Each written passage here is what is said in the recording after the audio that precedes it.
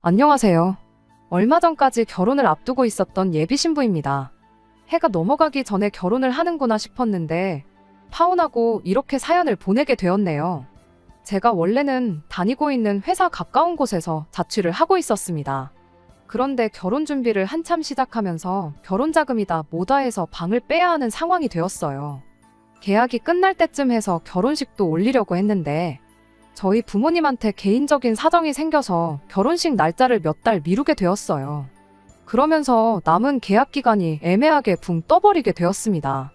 집주인분께 딱 2달만 연장해주면 안 되겠냐고 물어봤지만 이사 처리 애매해서 안 된다고 보기 좋게 거절당했지요.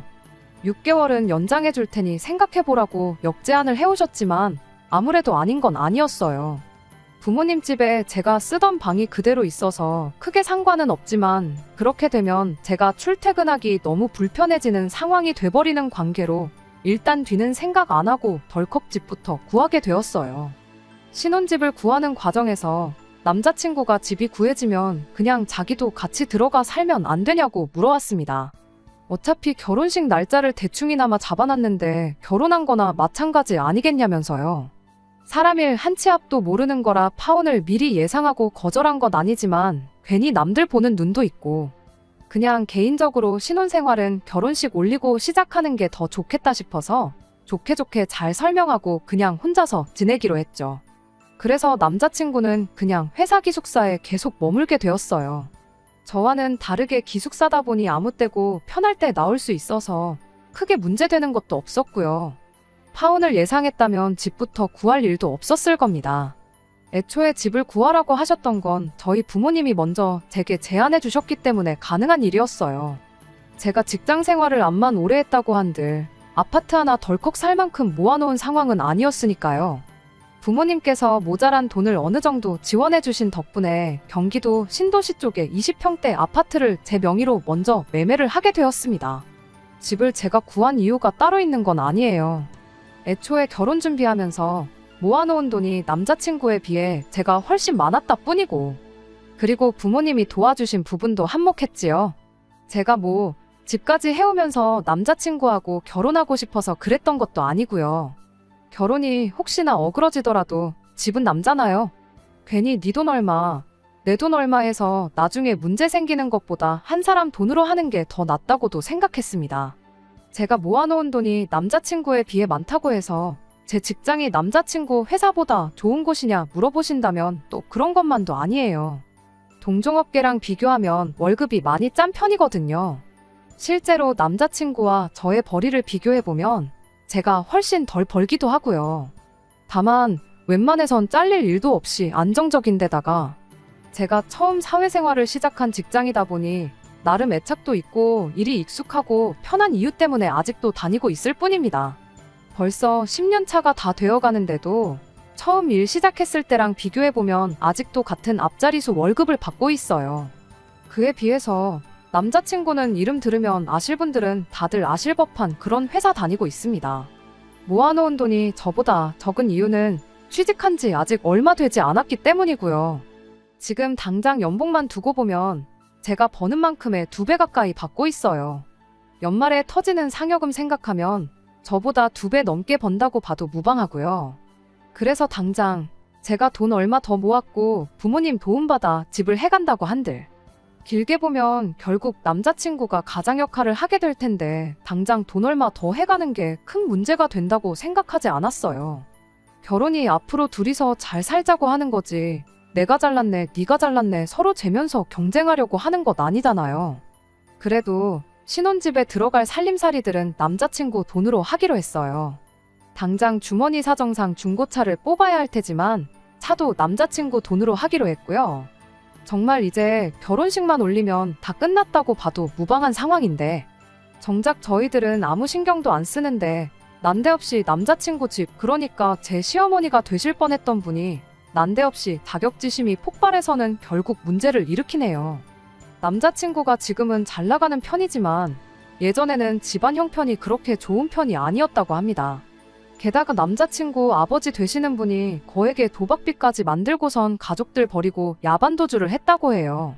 공부에만 집중해도 모자랄 판인데 남자친구는 남들 학원 다니면서 부모님 도움으로 편하게 공부할 때 자기는 아르바이트를 했어야 했답니다. 졸업하고 바로 대학교를 갈 수 있었던 것도 아니었대요.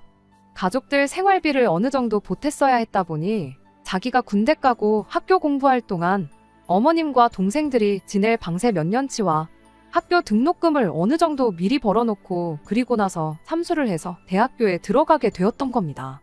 취직할 때도 처음부터 돈 많이 주는 회사 아니면 들어갈 생각도 없었답니다.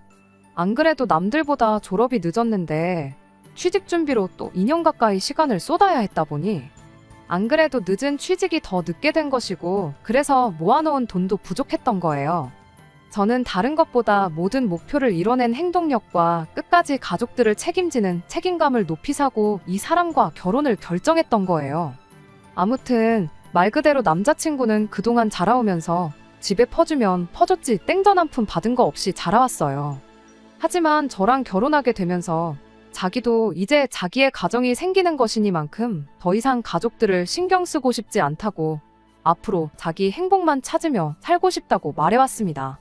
딱 자식으로서의 도리만 하고 살고 싶다고 했죠. 저는 저희 부모님하고 사이도 좋고 집 할 때 큰돈 턱턱 내어주실 정도로 도움도 평소에 많이 주셨거든요. 제가 그 돈을 모을 수 있었던 것 또한 제가 회사 근처에 혼자 살면서도 부모님께서 돈 모으라고 월세도 여태껏 도움을 주셨었기 때문이에요. 그러니 남자친구가 부모님하고 사이가 안 좋은 걸 보면 안타까웠습니다. 그렇지만 제가 어떻게 할 수 있는 게 아니잖아요.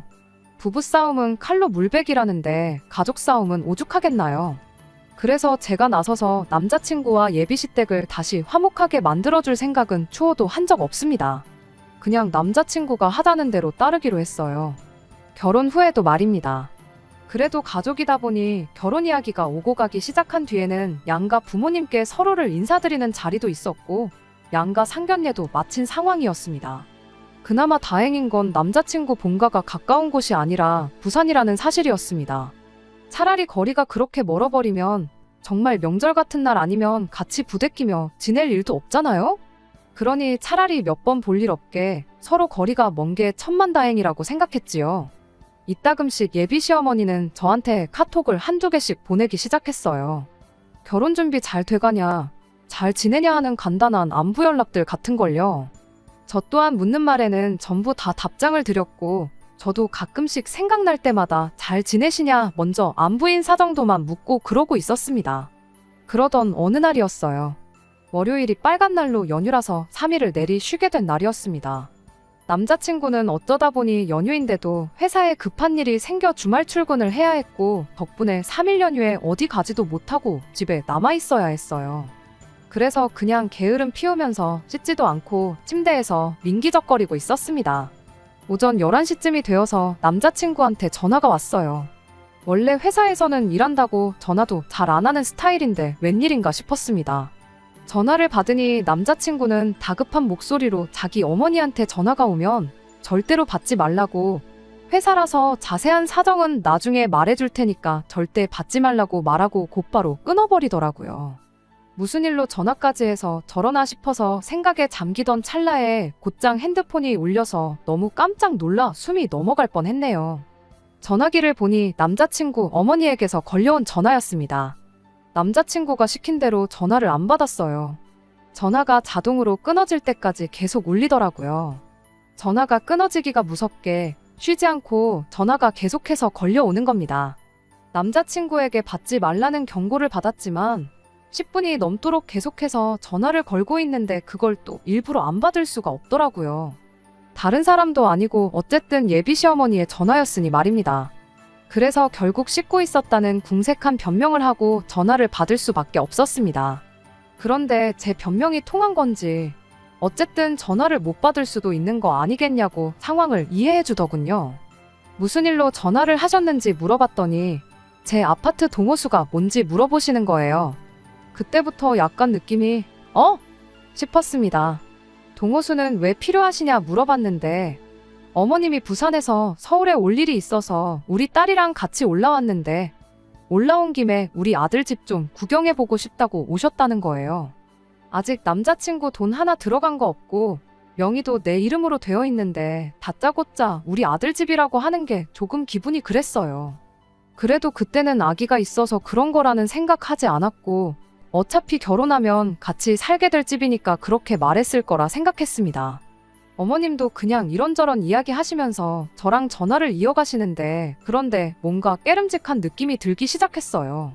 어머님이 귀가 안 좋으신 편이라 전화할 때 목소리가 좀 쩌렁쩌렁한 편인데 기분 탓인가 싶었는데 어머님 목소리가 근처에서 들리는 듯 싶었습니다. 설마 싶어서 베란다에 슬쩍 나가서 바깥을 봤는데 정말 온몸에 소름이 돋을 정도였어요. 저희 집이 4층이었거든요. 그래서 가끔씩 아파트 주차장 쪽에서 나는 소리가 집으로 그대로 들려올 때가 종종 있었어요. 그런데 남자친구 여동생하고 같이 해서 어머님이 아파트 주차장에서 저랑 큰 목소리로 통화를 하며 두리번거리고 있는 걸 딱 목격해버린 거예요. 애초에 집에 들어온다고 하면 제가 거절도 할 수 없게 아파트까지 와가지고 저한테 전화를 하신 거예요. 그것 때문에 남자친구가 전화를 받지 말라고 했구나 하는 생각이 들었습니다. 뭐 다른 방법이 없을까 하다가 어머님한테 아파트 인테리어 공사 때문에 주말 동안 공사하기로 일정이 되어 있고 지금 남자친구가 연휴 동안 출근하게 되어서 저도 지금 회사 나와서 일하고 있다고 적당히 둘러댔습니다. 어머님은 제가 어머님이 아파트 단지 안까지 들어와 있다는 걸 알고 있는지 모르는 상황이었으니 그냥 집만 슬쩍 보고 간다고 몇 동 몇 호인지 알려달라는 걸 제가 집 정리 끝나고 하면 정식으로 초대할게요 하면서 얼버무리면서 상황을 무마해서 넘겼어요. 베란다에서 숨죽여서 지켜보고 있는데 어머님은 계속 돌아다니면서 아파트 단지 이곳저곳을 왔다 갔다 하시더라고요. 인테리어 공사 중이라고 말했으니 공사하고 있는 곳을 찾으시려 했던 것 같습니다. 그러다가 이내 포기하고 아파트 단지 밖으로 나가는 모습까지 목격하고 나서야 저도 한숨 돌릴 수 있었습니다. 그런데 또 한편으로는 어머님이 어디 숨어서 지켜보고 있지 않을까 싶은 생각에 저녁 바깥이 깜깜해질 때까지 겁이 나서 밖에도 못 나가고 있었어요. 남자친구한테 어머님이 내 집은 어떻게 알고 찾아오셨을까 물어봤어요. 혹시 내 집이 어디인지 말해줬냐고요. 남자친구가 자기가 가족들하고 그런 대화 주고받을 만큼 친해 보였냐고 그럴 리 없지 않냐고 하는 겁니다. 어떻게 알아냈을까 곰곰이 생각을 해보다가 또 소름이 돋았습니다. 생각해보니 제가 집 계약 마무리하고 끝전을 치르고 드디어 내 집이 생겼다는 기쁨에 제 카톡 프로필 사진을 아파트 사진을 찍어서 바꿔놓았던 적이 있거든요. 거기에 붙어있는 아파트 이름을 보고 아파트가 어디인지 찾아봤던 거예요. 정말 그것 말고는 어떻게 알아낼 방법이 없었던 상황이고 아파트 단지까지는 들어왔는데 동호수를 물어보셨던 걸로 봐서 제가 사는 곳까지는 찾아왔지만 상세한 주소를 알지 못해 결국 포기하고 돌아가셨던 거죠. 남자친구한테 그런데 어머님이 부산에서 여기까지 진짜 왜 찾아오셨을까? 서울에 볼 일이 있다고는 했지만 제가 사는 지역이 경기도권에서도 신도시 인근에 있는 구도심이라서 솔직히 여기까지 오려면 지하철 타고 최대한 근처까지 진입해서 버스 타고 가는 것 말고는 따로 방법이 없는 곳이나 마찬가지거든요. 그런데 그 일이 있던 뒤로 바로 다음 주 일이었어요. 제가 실수를 해버리고 만 것이죠. 남자친구 앞으로 급한 등기가 본가로 잘못 배달되었다고 남자친구 여동생이 저한테 다시 보내주겠다고 주소를 알려달라고 했어요. 급한 서류인 것 같았고 남자친구가 연락이 안 되는 상황에서 기숙사로 보냈다 분실 우려도 있고 해서 제가 대신 받기로 했던 거예요. 그런데 그날 저녁에 겨우 연락이 닿은 남자친구가 자기 급하게 처리할 서류 같은 거 없다고 하더니 둘 다 동시에 앞불싸 하면서 예비시댁에서 내 집 주소를 알아내려고 수작을 부린 거구나 하는 걸 눈치채게 되었어요. 덕분에 남자친구가 한동안 주말에는 어디 나가지도 않고 저랑 같이 제 명의로 된 집에 머물면서 언제 쳐들어올지 모르는 자기 가족들을 같이 맞이할 준비를 하고 있었습니다. 아니나 다를까 주소 알아내자마자 얼씨구나 하고 한 달도 안 걸려서 다시 집 앞까지 찾아왔더군요. 이번에도 연락은 당연히 없었습니다. 다행히 남자친구가 같이 있어준 덕분에 걱정이 되거나 하지는 않았어요. 들어오자마자부터 집이 참 아늑하니 좋네 하면서 예비신우랑 같이 해서 집안 구석구석을 돌아다니더라고요. 선반장도 하나씩 다 열어보고 나중에는 제 옷방에 가서 옷장도 열어보고 옷도 한 번씩 꺼내보는 겁니다. 집 구경하러 왔다고 해놓곤 제가 어떻게 갖춰놓고 사는지 확인해보러 온 것처럼 보였어요. 누가 보면 마치 자기 집인 것 마냥 행동하더라니까요. 특히나 제가 아끼는 옷들 꺼내서 괜히 자기 몸에 대보면서 이 옷은 언니보다 나한테 더 잘 어울리지 않냐? 엄마한테 더 잘 어울리는 것 같다 하면서 예비시모랑 예비신우 서로 번갈아 가면서 입어보고 난리도 아니더라고요. 제 표정이 어두워지니 남자친구가 어쩐 일로 말도 없이 오셨냐고 연락 없이 이렇게 불쑥 찾아오는 게 어딨냐며 짜증을 부렸어요. 어머님은 또 내 아들 집에 내가 오는데 허락까지 받고 와야 되냐 하더군요. 남자친구가 어머님한테 뭘 모르고 하시는 말씀인 것 같은데 이 집은 자기 명의가 아니고 제 명의로 되어 있다고 한마디 하더라고요.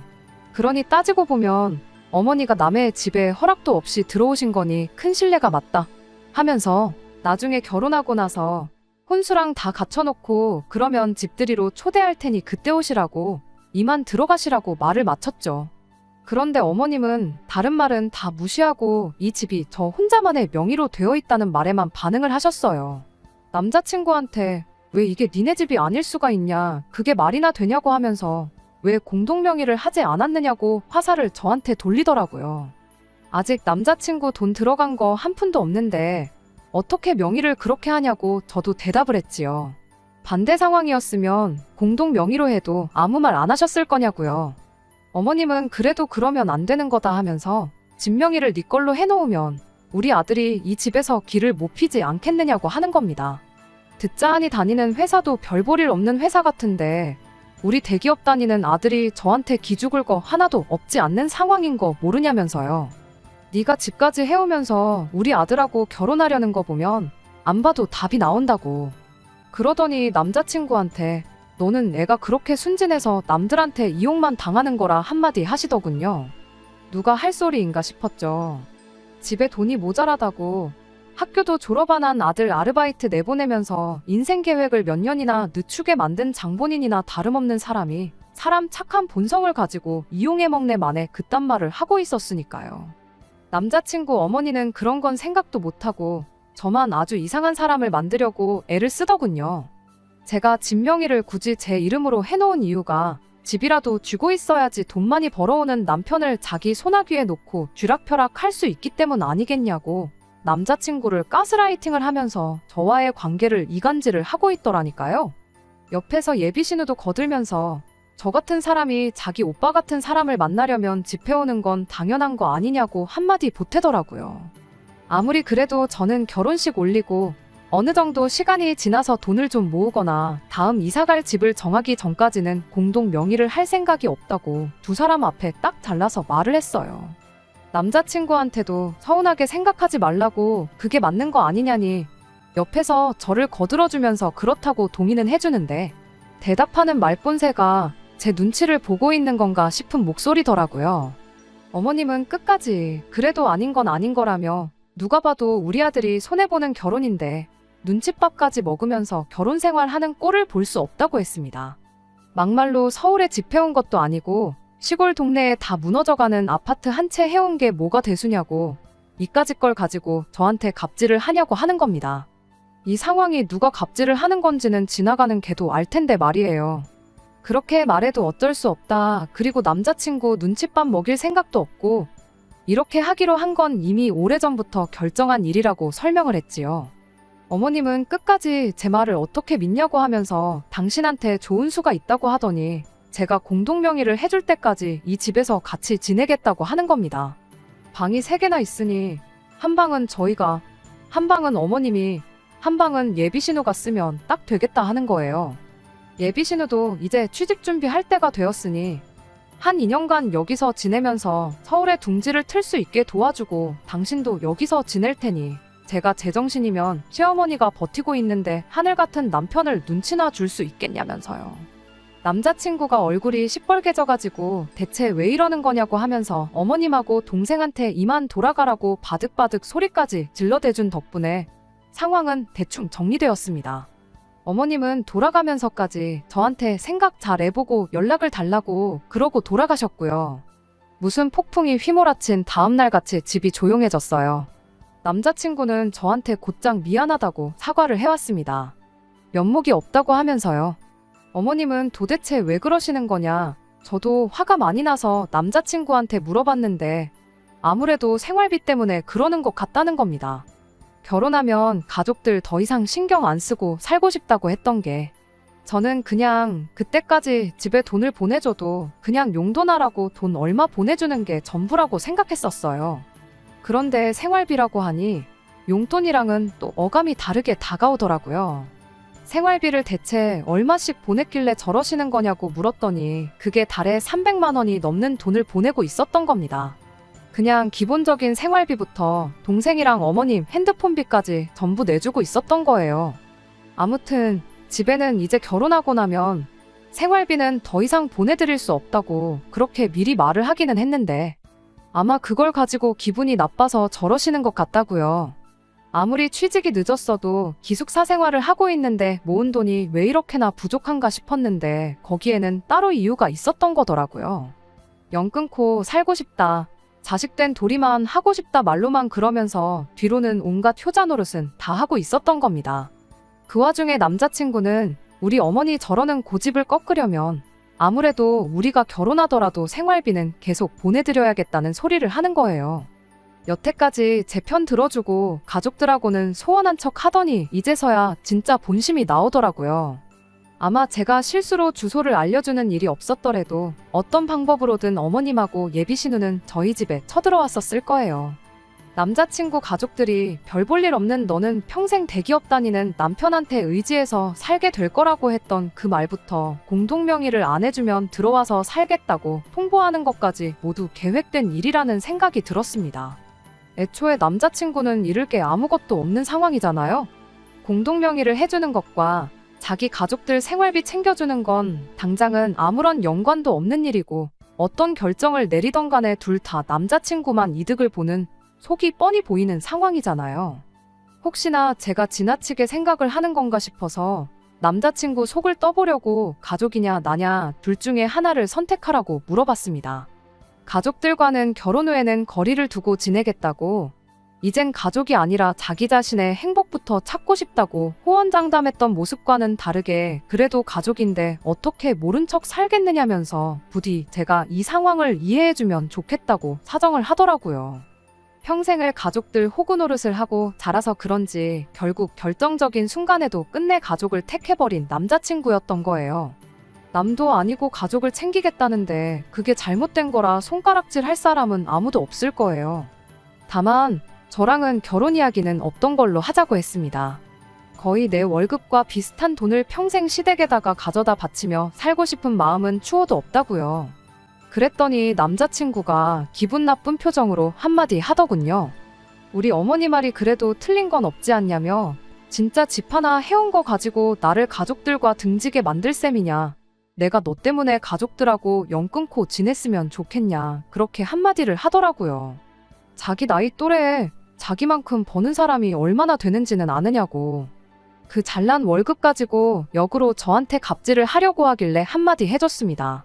네 월급 나보다 많이 받는 건 알겠는데 니네 가족들한테 300씩 빼주고 나면 그렇게 잘난 월급도 아니라고 정신 차리라고요.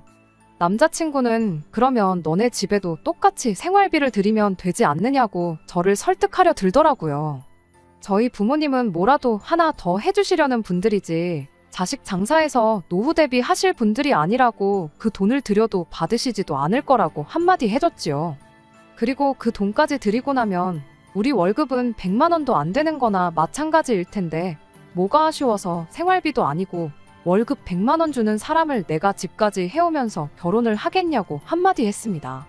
솔직히 정신 차리라고 말을 강하게 했던 건데 남자친구는 저한테 실망했다면서 정말 결혼은 없던 일로 하자면서 한마디 하더라고요.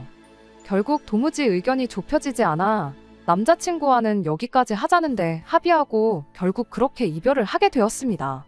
남자친구가 뒤늦게 자기가 잘못 생각했다며 저를 선택할 테니 그냥 예정된 대로 결혼을 하자고 했지만 솔직히 이제는 그 말을 믿을 수가 없어요. 나중에 같은 일로 배신당해 상처를 받느니 그냥 없던 일로 하는 게 더 좋을 것 같다 말해줬습니다. 혹자는 저한테 그냥 시댁에 생활비 주고 남자친구랑 결혼하지 그랬냐 벤츠 놓쳤다 하는 사람도 있어요. 남자친구는 앞으로 수입이 더 커질 테고, 저는 아이 생기고 그러면 직장 생활도 더 못할 거고, 나이 더 먹으면 결혼도 힘들 거라고요.